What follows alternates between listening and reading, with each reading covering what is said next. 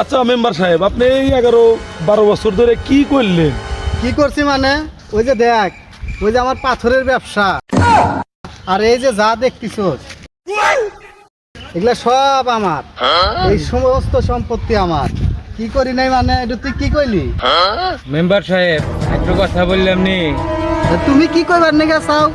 ঠিক করে কয়া ফেলাও, ভয় করো না, নির্ভয়ে কয়া ফেলাও, নিজের বাপ মনে করে কয়া ফেলাও। বাপি তো কইবার নিকে চাই, এখন মানে কি কয়?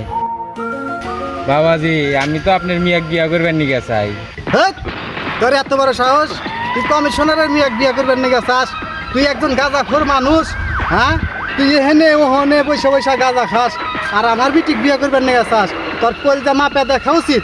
তুই থাক, পোলাপানে খবর দিতেছি, তোর ঠ্যাং ঠুং ভাঙ্গা একদম চূড়া চূড়া করে দেবো। এই পোলাপানে খবর দে। ঠিক আছে করা যাবো না। ঠিক আছে।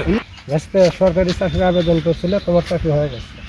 ছোটা সা মেরা জাহাঁ হ্যায়। বাবাজি, এ যুগের পোলাপান একটু গাঁজা গুজা খাই, সমস্যা নাই, ন যাই তোমার বাবা মার সাথে কথা কই, আমার বেটির বিয়ে আমি তোমার হাতেই দিব, ন যাই।